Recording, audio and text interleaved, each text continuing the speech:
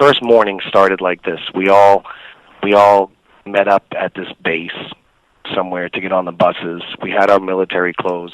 The sergeants got there and told us to blouse our trousers into our jump boots, like airborne. And so we're all doing it. And we're all like, yeah, and I look great, and I'm cool, and everybody was feeling like all cool, and you know, except for the guys who were getting reamed by the sergeants, like, you slob, get your bag, where's your shit? You know, it's like different guys were getting reamed, but as soon as we get off the bus, we get into formation at the camp, and Dale Dye comes out, and the first thing he says is, get those damn trousers out of your boots. You haven't earned the right to put those trousers in your boots. You're not airborne. It was like, oh my God. Like, they set us up, you know, so perfectly. It was awesome. At the time, I think, 35?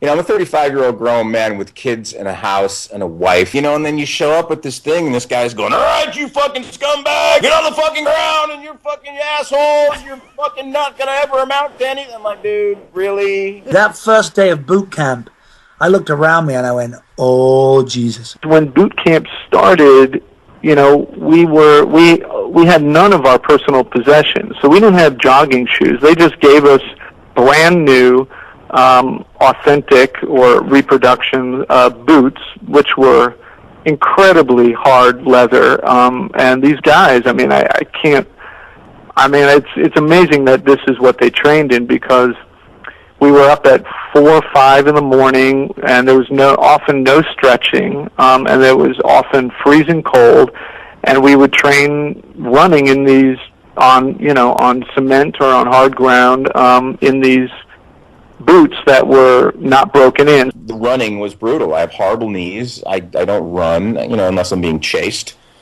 You know? Right, yeah. It's like, really? All right, we're doing 5 miles today. Really? I'm a piece of shit? I'm a freaking loser? Now I'm running 5? Really? So you become the scumbag piece of shit asshole who doesn't know anything, and you go, fine, I'll do your push-ups. And you buy into it. And you know what? That's the only way it works. My first day on set was about a week and a half, 2 weeks before I started. And I was in London, and so I went over to set just to kind of meet the voice coach and go over my accent and make sure that was okay. And I was invited down to set, down in this field where all the guys were all dressed up and firing massive machine guns, and there was tanks coming over the brow of a hill, and that was my very first kind of view of what was going on, and I was so taken aback by it. The young guy who took me down there, one of the runners, was a lovely guy who had said, "You want to come down to set and have a look since you're here?" And I said, "Great." And he said, "Look, it's really muddy, so why don't we just give you a little bit of costume to put on, because it's just getting muddy anyway, and keep your clothes okay." And I was like, that's brilliant. So they just gave me, like, you know, a German shirt and American trousers and these boots, and I didn't wear them the way that they were supposed to be worn. I just wore them so that I didn't get muddy. And I was standing there, I was standing in awe of all this that was going on, you know. I was like, this is amazing, and all these guys just looked like soldiers. They looked miserable. They were lying in the mud. They were, you know, and I just thought, this is going to be great. It's going to be like being a kid again. And then I heard this voice shouting, "Hey, is that the new guy?" And I was like, and I'm looking about for the new guy, wondering who it is. And the runner who's with me goes, "That's you he's talking about." And I said, "Well, who's shouting? That's a mighty big voice." And he pointed over to this Marine, Farnsworth, Sergeant Farnsworth. Oh, yes. You've heard of Farnsworth. We talked with Freddie Joe. Oh, have you? Right. Oh, God, I hope he's not listening. I'm going to tell this story. So I look over, and he's not small, but he's not as tall as me, you know, and I thought, wow, he's a really imposing, you know, guy, this big voice. And then he shouts, "Bring that piece of shit over here." I was like, excuse me? I'm not even started on this job yet. I'm not getting paid. I'm here of my own volition. And I walk over, and he just starts yelling in my face about the way that I'm dressed, and he won't let me get a word in to explain that I'm there off my own back just to meet the voice coach, and I was just invited down to set, and I haven't really started the job yet, and he was just going at me, and I have this thing when people try and get kind of in my face, I start to smile, you know. I find it quite funny. And so you can imagine that this riled Farnsworth up even more. Oh yeah. Sergeant Farnsworth, I should give him his full title. And he just went off on one, and I had my hands in my pockets, and he was like, take your effing hands out of your pockets and drop and give me 20. And and I just burst out laughing and told him to go fuck himself. and that was it. He was shouting, right, that's it, you're off the job. Get this piece of shit out of here. He's off the job. And I'm like, I haven't even started yet. This is crazy. So it's all kicked off between me and him, and he's shouting at me, and I'm putting my hands back in my pockets just to annoy him. And so we got having this really dodgy footing, and I'm looking around going, is that it? Am I off, Band of Brothers? Have I just been sacked before I started? I think one of my favorite moments in boot camp is we had done so many field exercises and all this stuff, and I was standing there. It was a sunny afternoon, one of the very few sunny days that in the whole year that we were there. And I was standing next to Neil McDonough, who was in a different platoon. And, he was like, he was talking about how exhausted he was and how hard it was. And we're talking as we're watching guys doing crawling exercises. They're crawling through sand with their rifles cradled in their arms. They're doing a low crawl through the sand. And these are guys who just like at, McDonald's like 2 days earlier, like in California, and now they're in London, like crawling around on the ground, getting screamed at by Dale Dye.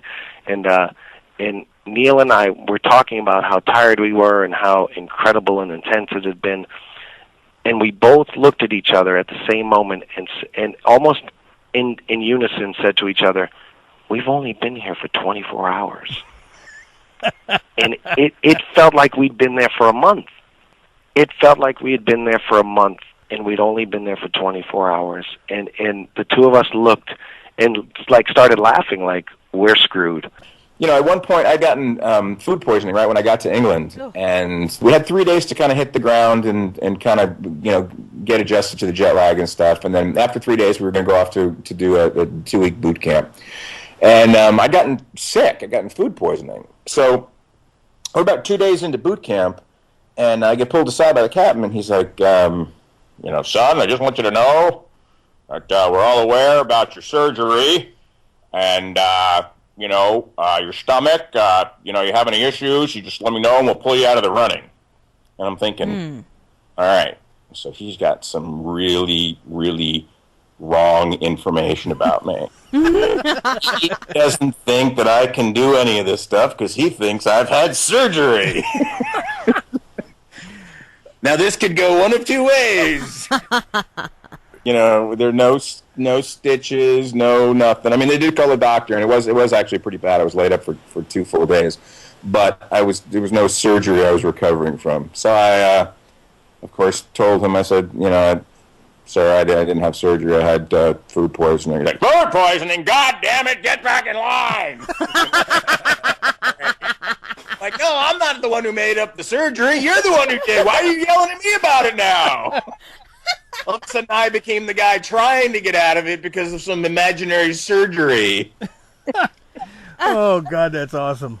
The first 2 days, we're all basically doing all the stuff together, and by day 3, the people who were higher in rank were starting to get pulled out and being put in charge of stuff. Now, you're being put in charge of stuff that you don't know what the hell you're doing. It's like, all right, take charge of your platoon and go capture that flag, and you're like, take charge of who?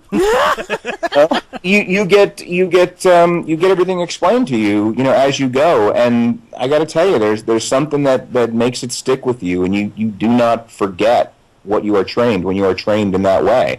They don't expect you to know everything. They expect you to fail. They expect you to fail big time. But when within those failures, it's indelibly imprinted on your brain what you did wrong and what you need to do, because you got somebody screaming at you, scaring the hell out of you. And if you let yourself go there, it is a terrifying situation. We're going on 3 hours of sleep a night. The food is horrible. The conditions are horrible. You're all in it together, so you're all in between making jokes and bonding. But you have this force of this cadre, these guys training us that are behind you, screaming at you the whole way and making you better at what you're doing every minute. And by the end of 2 weeks, we're marching in formation and doing all this stuff. I can't even explain the amount of stuff that was shoved into our heads in that 2 week period. And probably 60 to 80% of it is still there, just because of the way it was shoved in. And once again, credit to Captain Dye. It was one of the best experiences ever.